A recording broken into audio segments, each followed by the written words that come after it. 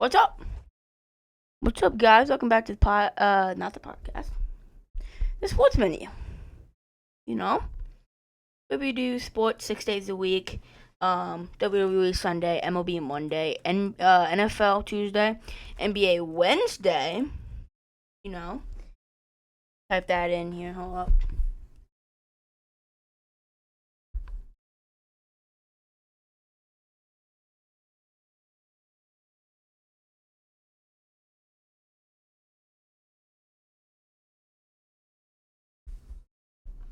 Okay.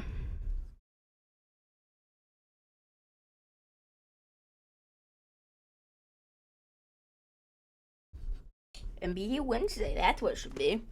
So yeah, not NBA Tuesday. It's NFL. So we got WWE Sunday, MLB Monday, NFL Tuesday, NBA Wednesday, NHL Thursday. Friday is my off day.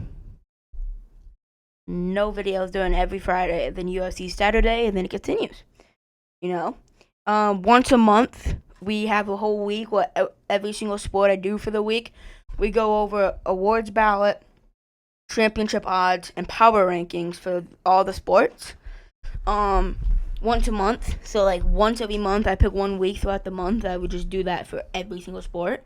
And then the other 3 or 4 weeks of the month, we just review the week, standing track, whatever, championship track if it's WWE, just whatever, whatever I got planned for that day. So I mean, yeah, that's overall what we do here. So the plan for today, NBA Wednesday, I'm gonna go over the basketball news over the past however long I haven't done NBA Wednesday, quite a while.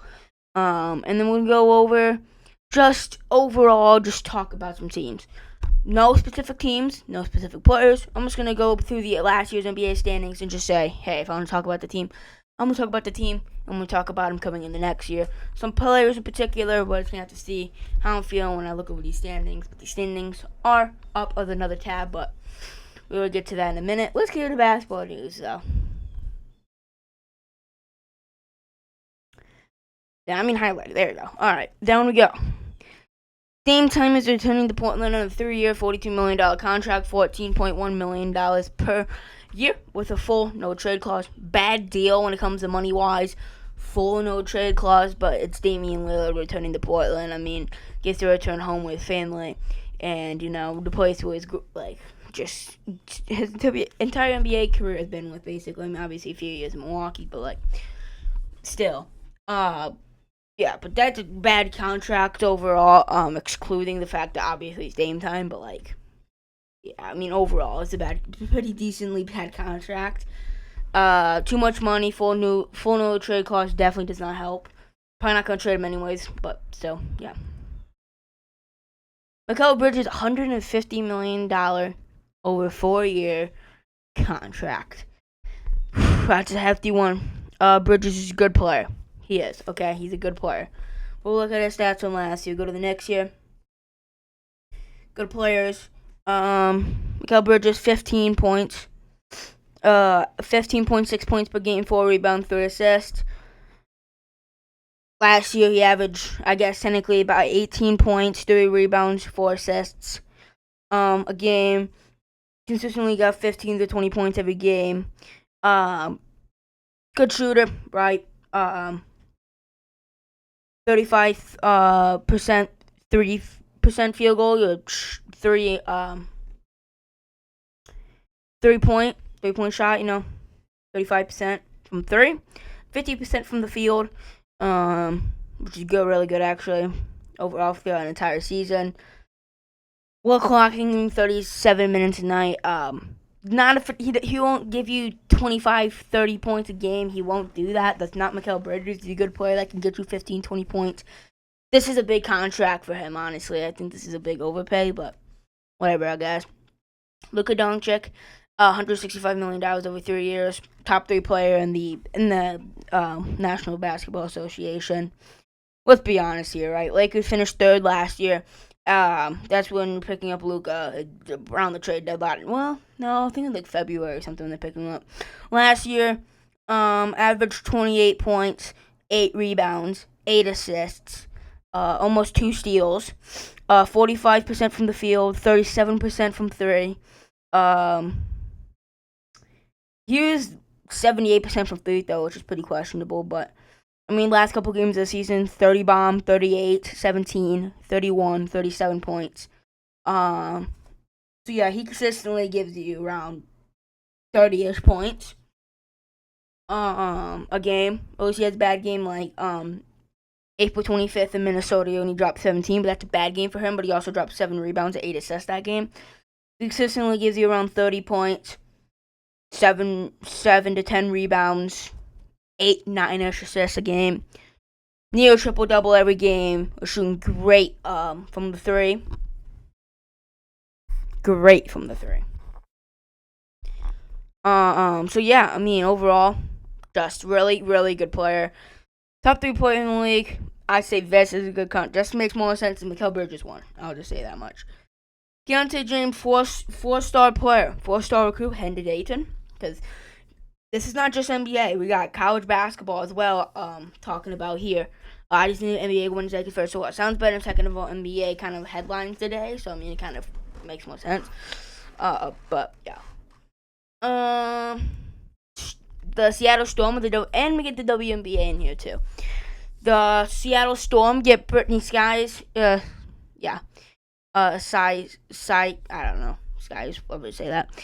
Mystics get Alicia Clark, 2026 first round pick. Yeah.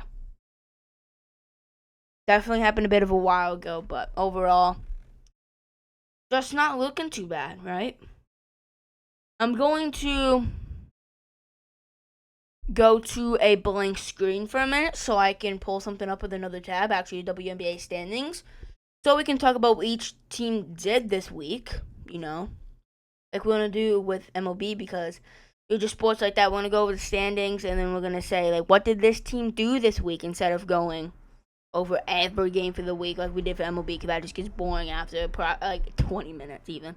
It just gets boring, so we can do that instead. So yeah, we got the NBA standings, WNBA standings. Okay, back to what we were doing here. Back to Google Keep. Show screen, and there we go. Alright, so yeah, moving on.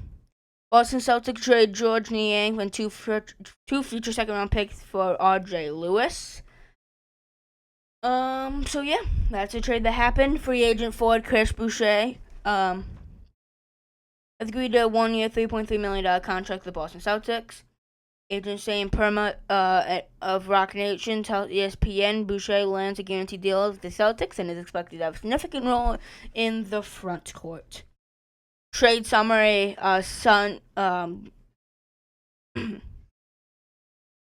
Sun get Aaliyah Edwards. Mystics get JC Sheldon as a trade. Breaking 3-time NBA All-Star Bradley Beal has agreed to a contract buyout with the Phoenix Suns, plans to join the Los Angeles Clippers on a 2-year, $11 million deal with the player option after clearing waivers. So yeah, that's a big one. Blazers bought for $4 billion by the Carolina Hurricanes owner Tom Dundon. So yeah, Tom Dundon, whatever. Blazers own the Hurricanes and the Blazers now. John Wall announced he is retiring from basketball after 11 seasons of the NBA. 5-time NBA All-Star, All-NBA third team, NBA All-Defensive second team, NBA All-Rookie first team, NBA Slam Dunk Contest champion, and SEC Player of the Year. What a career for John Wall. That is the end of that. Whoa.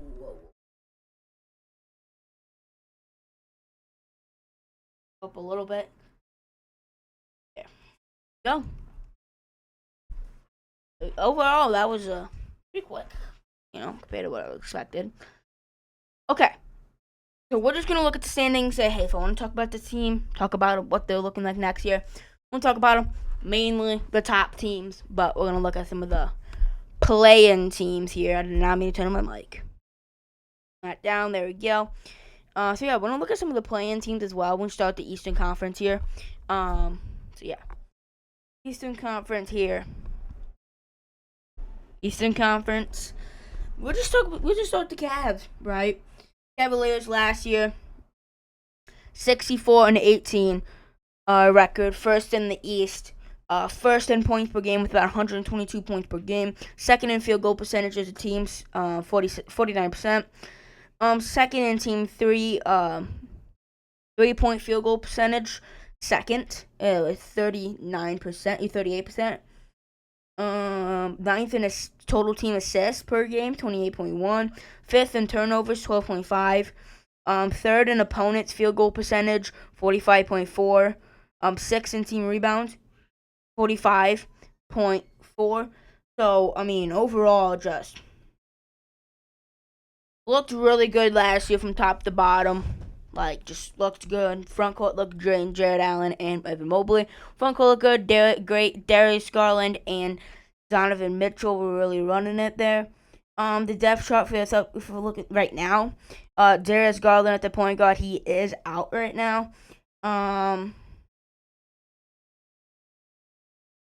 He's gonna miss time to open the season, but I'm not exactly sure when he's supposed to come back. But he's gonna miss some time, but he will be back though.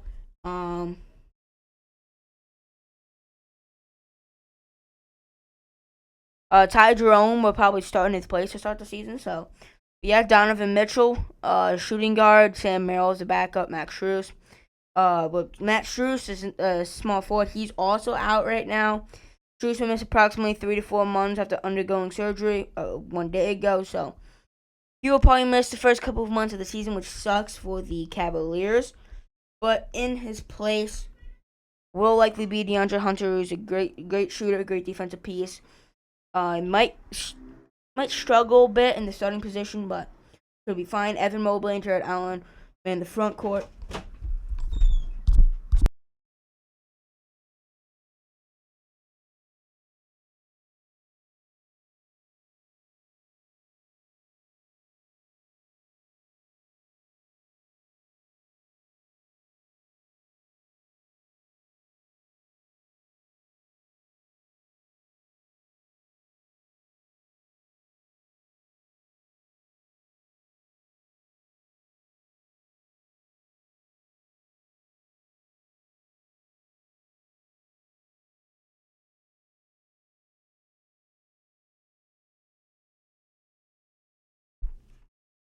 But yeah, I mean, overall looking pretty good. Got a great bench though when they're fully healthy. Ty Jerome, Sam Merrill, DeAndre Hunter,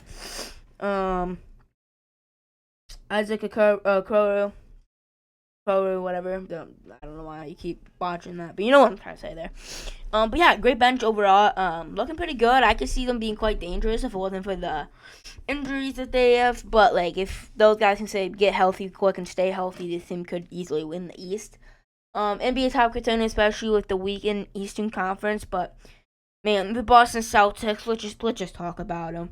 Boston Celtics last year, 61-21 as the defending champions last year. Second in the East. Second in team turnovers, only 11.4. Second in opponents' points per game, 107. Second in opponents' field goal percentage, 45.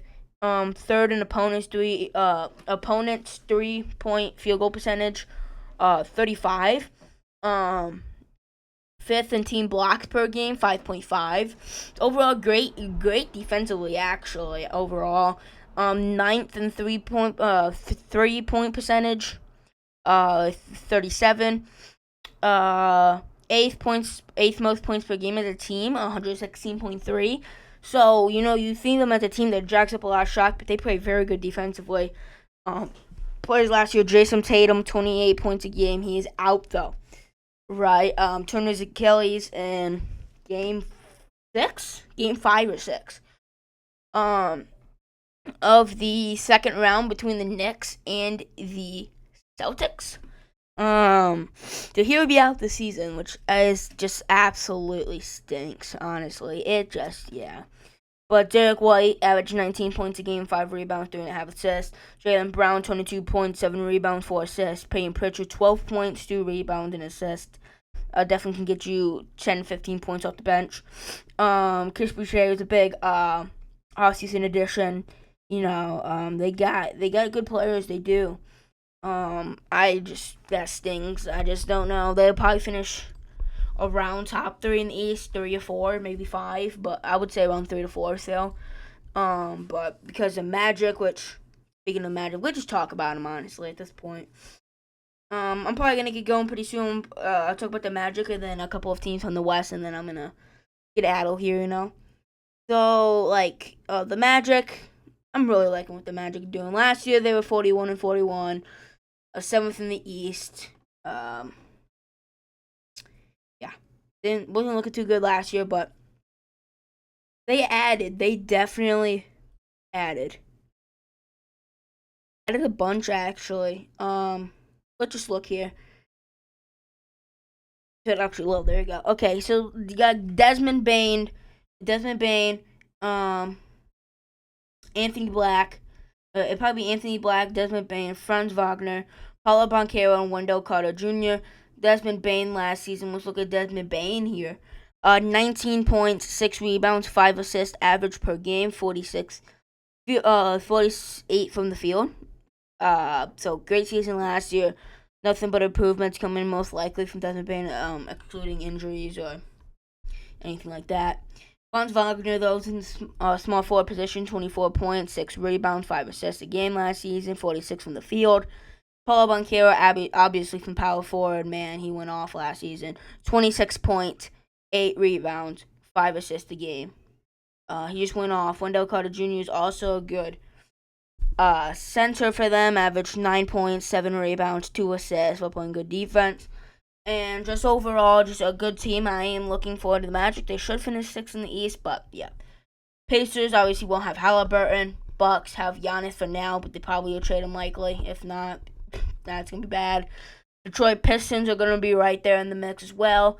But those are going to be the main teams. Cavs, Celtics, Knicks, Pistons, Magic are likely to be the main teams. Pacers will still be right there. The Bucks, if they're assuming they keep Giannis for a little while, they might be still contending for a playing spot. The Heat, Hawks, Bulls, obviously Sixers. I'm really looking forward to. I think the Sixers, if they could stay fully healthy for the extended period of time, I could easily see them making some big damage in the East, especially at the weak East.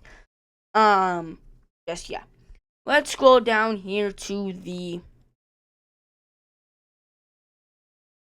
Western Conference here, right? Yeah.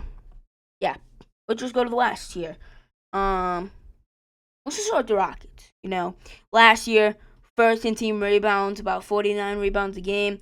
6 in opponent's point per game with 110. 6 in opponent's field goal percentage, 46.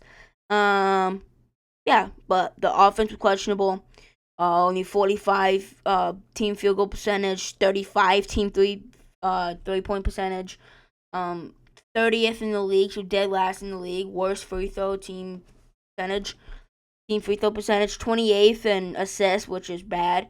They were very clean with the ball, very good at rebounding, good at defense, but just could not score the bucket when it mattered. But you know what they did to go after and address that situation? They said, you know what? Let's go Kevin Durant. Right? Kevin Durant, right? Let's just see what he did last year. Let's just look at the team in general last year, right? Let's look at the depth chart. Point guard Freddie Van Vliet averaged 14 points, 4 rebounds, 6 assists last season. Veteran leader, saw him out there in the playoffs. Saying, let's go, boys, let's go. We gotta get going. Great veteran experience. Reed Shepherd should be starting at shooting guard this season, likely. Backup Aaron Holiday, he's been great off the bench. Cam Whitmore, I actually don't think he's there anymore, but still. Yeah, I mean, when he was on the court, he looked great. Small forward, Amen Thompson. Backup Tari Eason, but last season, 14 points, 8 rebounds, 4 assists, a couple of blocks. per game. A couple of steals as well. And then obviously they have Kevin Durant, 27 points, 6 rebounds, 4 assists per game, 53 field goal percentage, 17th in the league. Just ridiculous shooter, which is like an mid-range artist and finisher and everything like that, which is exactly what they needed. He's lanky, he can block some shots with his length.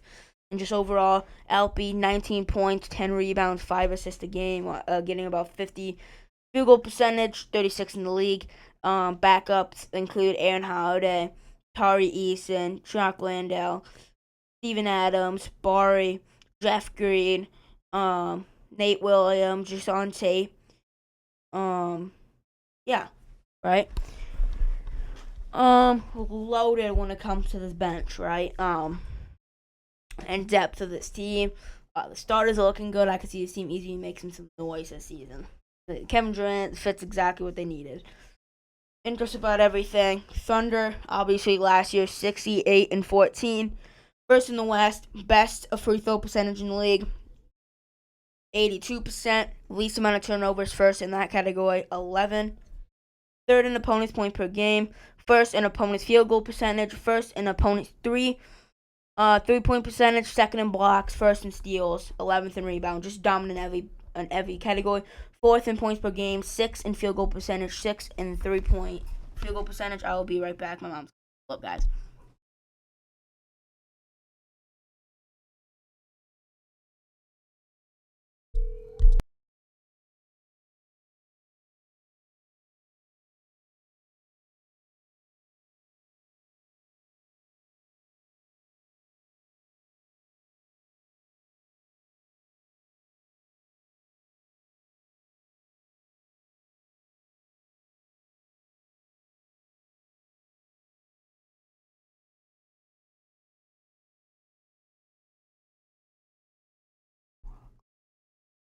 So, yeah, the Thunder were dominant basically every way last season. Literally ridiculous how good they were.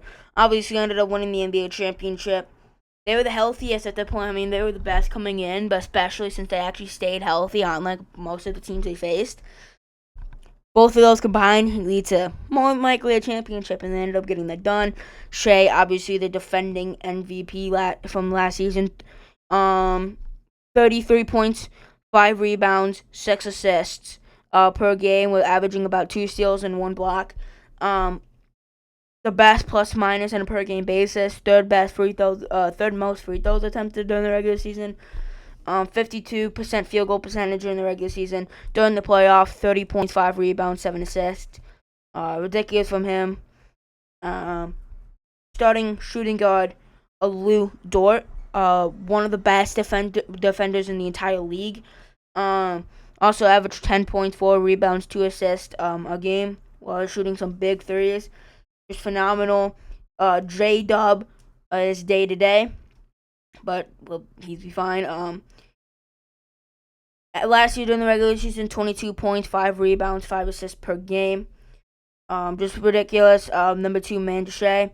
Chet Holmgren at the power forward, 15 points, 8 rebounds, 2 assists, averaging 2 to 3 blocks a game. Just absolute beast in the paint. And speaking of a beast in the paint, Isaiah Hartenstein, 11 points, 11 rebounds, 4 assists, while shooting 58 from the field.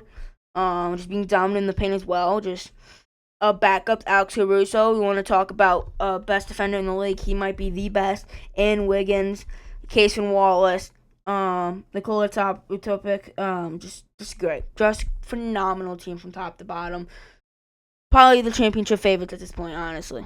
Being honest. Last team we're going to talk about here, we're going to talk about the Los Angeles Lakers. This team has potential to easily be top 3 in the West this season, like they were last year, but the West got even more stacked, arguably. When it comes to the top teams, at least. But the depth. Let's look at the depth chart here. Point guard Luka Doncic. We talked about him earlier. He's locked up. Don't got to worry about the extension anymore. Locked up for 3 more years. Averaged 28 points, 8 rebounds, 8 assists per game, 45 from the field. Top 3 player in the league, arguably. He slimmed down a lot during the offseason. He's going to be a lot faster, a lot more hustle, a lot better drive to the rack. Shooting guard Austin Reeves, 20 points, 5 rebounds, 6 assists per game, machine 46 from the field. He's a great player, can hit some big time shots. Hachimura at small forward, 13 points, 5 rebounds, and 1 assist per game last season from 51 from the field. Obviously, power forward LeBron James, you all know him. 24 points, 8 rebounds, 8 assists last season, was shooting 51 from the field. Being absolutely dominant. And the big thing here, they got Dorian Finney-Smith as their center now. Average about 9 points, 4 rebounds, and assists per game. He can be some big time defense, be great in the paint, while averaging about 10 points a game. Actually, a somewhat playable center at this point. So yeah, the Lakers could easily finish top 3. All right. Last thing, real quick here. We want to go over the WNBA standings. We want to go over the WNBA standings. Goodness. So yeah. I clicked on the WNBA. I did not right click. Anyways, number 1 in the Eastern Conference, number 2 in the league right now. Yeah, Atlanta Dream. This team, is just on fire right now. They are simply on fire right now. First in least amount of turnovers in the league, most amount of rebounds, second in opponents' points per game, fifth in opponents' field goal points per game, fifth in points per game, seventh field goal percentage. Just so good overall. Fifth in block as well. Alicia Gray, 19 points a game as a guard, ridiculous. Brianna Jones, 13 points. Ryan Howard, 16 points. So we got Alicia Gray and Ryan Howard averaging 16 plus points per game in the guard. The front court consists of Brianna Jones, averaging about 13, 7 and 2.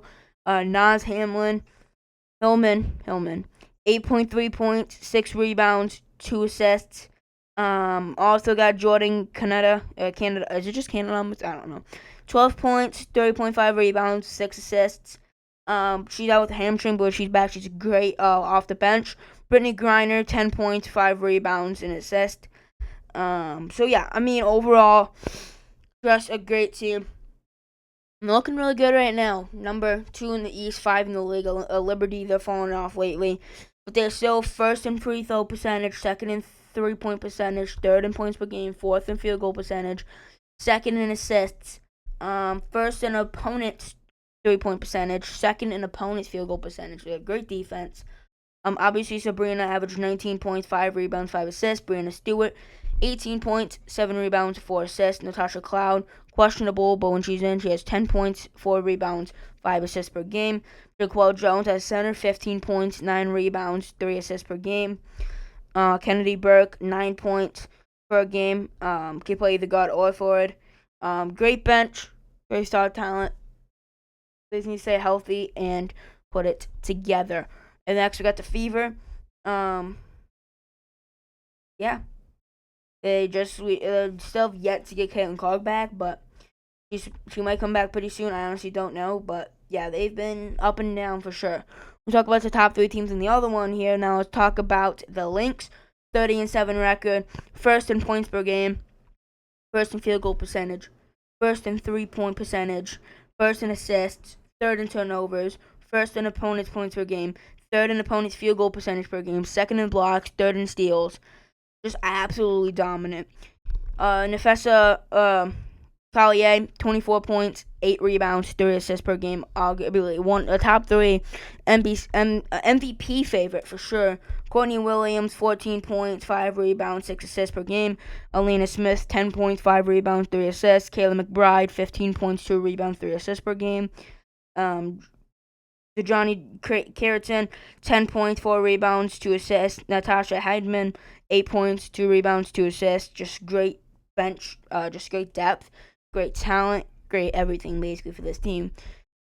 Second in the West, third in the league, the Las Vegas Aces. 11-game win streak. They don't seem to lose. 7th in points per game, second in free throw percentage, third blocks, 5th in opponents' 3-point percentage. But they're not spectacular in really anything, but they're just good in everything. Jara Wilson, 23 points, 10 rebounds, 3 assists per game. Jackie Young, 16.5 points, 4 rebounds, 5 assists. Chelsea Gray, 11 points, 4 rebounds, 5 assists per game. Joel Lloyd, 11 points, 3 rebounds, 2 assists. Just such good depth, such good. Jara Wilson, obviously top 3 MVP favorite as well. And just this team, just good at everything, not great at anything in particular, really. Last team here, Phoenix Mercury, 23-14 record. Second in opponent's 3-point percentage against. But that's really it. Everything else is just pretty averaging. Elisa Thomas, 16 points, 9 rebounds, 9 assists per game. Ridiculous. Top 3 in MVP voting, arguably probably top 5 at least. Tatu Sabelli, 17 points, 6 rebounds, 2 assists per game. I mean, Wickham, 9 points, 2 rebounds, 2 assists. But yeah. Kalia Cooper, 15 points, 3 rebounds, 2 assists. But not the greatest depth in the world, but they do have a phenomenal couple of players up top. That's going to do it for today's sports menu episode. I will have a great night, or whatever time you watch this, really. And yeah, I hope you enjoyed. You guys tomorrow for NHL Thursday. I won't be here on Friday, and then I'll see you again after that for UFC Saturday. But